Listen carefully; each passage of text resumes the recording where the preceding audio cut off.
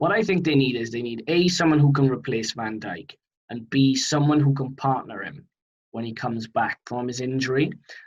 Will Van Dijk come back as the same player? It's difficult to say. I think he's around 30 now with an ACL at that age.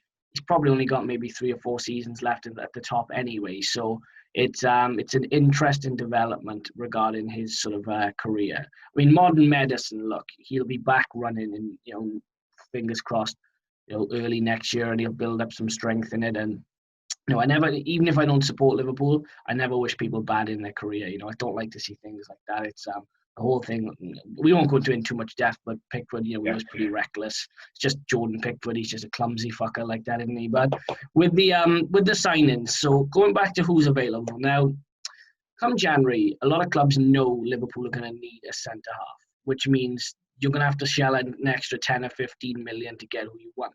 I don't think Liverpool, they're quite frugal, so I don't know if they'll necessarily be willing to break the bank to get something that they may or may not need, depending on what Jurgen Klopp wants. So I've got a few names for you, bro, right? So we can kind of rule them out maybe one by one, or we can give them a green light or give them a yay or nay. The first name that came up, which again, price-wise is going to be quite expensive because there's an English tax, is Ben White. What do you reckon about Ben White? Do you think he'd be a good shout? Yeah, potentially. You look at Leeds seemed quite keen to keep him, and he's looked decent at Brighton, but Leeds ultimately got priced out of that. So I wouldn't be against it. I just think that is a bit of a leap, because you look at last season, he was playing Championship football, albeit very well at that level.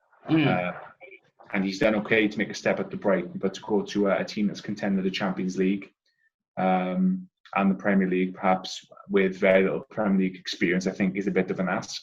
Yeah. But then, like I say, sometimes experience isn't everything. You look at Dele Alli, Joe Gomez when they first, James Maddison. We've said it before. It's not everything experience, because it can be done, these jump ups, but like you say, it's a time where Liverpool will need to make a good decision, where they're going to be paying over the odds, and they can't afford to get this wrong. So, yeah, I wouldn't be against it. It wouldn't be near the top of my list. Yeah, it wouldn't be top of my list either. I think the general consensus was Liverpool in the summer were very interested, but it was around 50 million that the price tag Brighton wanted, which is a bit of a no-go. And January time, I don't think Liverpool would pay that. Maybe next summer, depending on how he does. But I'm with you. I kind of rule Ben White out for now. So, I can never get this geezer's name right. You know what I'm like with names, right? So my apology to the Turkish community in advance, right? Because I already know I'm going to probably say it wrong. But Kagler Soyuncu, am I saying that right, bro? Because I spot on. Hey, look, I still got it, right? I still got it. The linguistic king. Right, so Soyuncu. Now, again, very interesting signing because he's currently out for 3 months with an abductor tear. Now, he will come back around January time. And again, he's a very solid centre-half. If you wanted him, Leicester fans will probably name their price, but I think a reasonable price for him would be around 40 million. He's got Premier League experience. I'd go as far as to say he's probably Champions League ready as well. So what do you reckon on Soyuncu? Yeah, so Lord Farquaad, we refer to him as sometimes, don't we, Soyuncu? Yeah. So the only thing that puts me off more than anything else about this one is his current injury. So the thing is with Leicester players is that, like you say, they'll usually say name your price, and the price will sometimes be fairly reasonable because they don't tend to put up much of a fight to sell in Leicester. At all. You look at the players that have gone there. So you've probably got a good to great chance of making that signing. And I do like Soyuncu. He has shown signs of clumsiness at times, but then, as is the position of centre-half, there's very few centre-halves in world football that don't show clumsiness now and again. So I would give a thumbs up on that one. However, he's out for 3 months, so that will bring him... What's his sort of return time? Around January? I'd say around January, give or take, yeah. Maybe mid-January? Yeah, I think they would have to be keeping tabs on that situation because depending on when in January he comes back is important because you you don't want to maybe shell out 40 million on someone who's just returning from injury, where that you've got that vulnerability. So I'd normally give him a thumbs up. I think that one could work. Injury dependent. Okay, interesting. So I'm kind of with you on that as well. I wouldn't go for Ben White. Soyuncu would be further ahead in that list. Now, the standout two. Now, these two centre-halves, I'd be very surprised if they're with their clubs next summer, because before we came on, me and Becky were discussing the Real Madrid score. As it stands, they're losing 3-0 at home. So when you look at the top clubs, they all need centre-halves. Real Madrid need a centre-half. Barcelona need a centre-half. Manchester United probably need another one. Liverpool need one. Chelsea need one. Spurs might need another one. Arsenal definitely need another one. So there's going to be big demand, I think, for these two names. So Liverpool fans, again, let us know your opinion, obviously, in the comments below. So I'm going to start off with Upamecano. Now, everybody's favourite young centre-half. Again, he can complement Van Dijk very well. He's big, he's strong, he's fast. He can play out from the back. He can play in a back three. He can play in a back two. The issue Liverpool have is, I think Leipzig right now are top of the German league, and they're doing okay in the Champions League. So mid-term, trying to get someone of his caliber is very difficult. Also, from what I heard, Becky, too, on the grapevine, his contract, there's a release clause for around 40 million euros next summer. Yeah. So instead, you could buy him in January and pay over the odds. You could offer 60 to 70 million and get him then. Or you could wait until the scrum that arrives next summer. So what do you reckon to our boy Upamecano? Yeah. Well, I'm a big fan of this guy. I think most people are. I know you are. I think Reece is as well.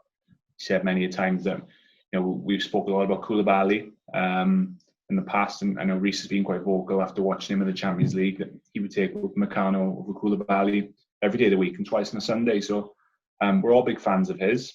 My understanding as well is that United made inquiries about the Upamecano deal this summer, and I know United like to make a lot of inquiries because they are Inquiry FC. Yeah. But they understand that they did, and what they kind of got back from that was that it wasn't really looking possible to do a deal at the moment. Playing the numbers game on it, that it just wasn't feasible, and that next summer was going to be where a deal could be done. So I don't know how much that really changes come January. I still think it would be difficult. I think you'd have to offer an astronomical amount of money compared to what you would in the summer. But like you say, there will be a scrum over him, because he's probably one of the most sought after centre-halves in the world. So it's up to you. Do you want to pay a huge amount of money in a climate where it's not a lot of money in January? Or do you want to wait and take your chances come the summer? But as you say, you've got clubs like Real Madrid, Manchester United, that when push comes to shove, have a lot of money to throw around, which is probably more money than what you have to throw around. Do you really fancy your chances? I would like to say that Upamecano would end up at like a Madrid or a Barca or a United, a club that'll have that sort of money come next year. So I think he'd be absolutely unbelievable sign. If they could pull that deal off, then I think that's the best Van Dijk replacement you're going to get, really. But I just don't think that deal's possible in January. Yeah, I don't think it is either. January's going to be a struggle for Liverpool to recruit a centre-half. The centre-back I've looked at for Liverpool myself. Now, I've mentioned him in my Manchester City videos. I believe you might have mentioned him in a Chelsea video or Man City one as well. We've spoke about him so much, it's ridiculous. And that is Jose Jimenez at Atletico Madrid. I think he complements Van Dijk brilliantly. I think if you look at the top 5 centre-halves in world football, Jimenez is in there. It's not even a debate in my eyes. Liverpool would have to shell out an awful amount of money to get him. But what you have is someone that can A, complement Van Dijk and play alongside him, and B, lead the defence when Van Dijk isn't there. I think Jimenez, how no one has snapped him up right from Atletico, I just don't know. The guy is an absolute beast. He has all the attributes they need.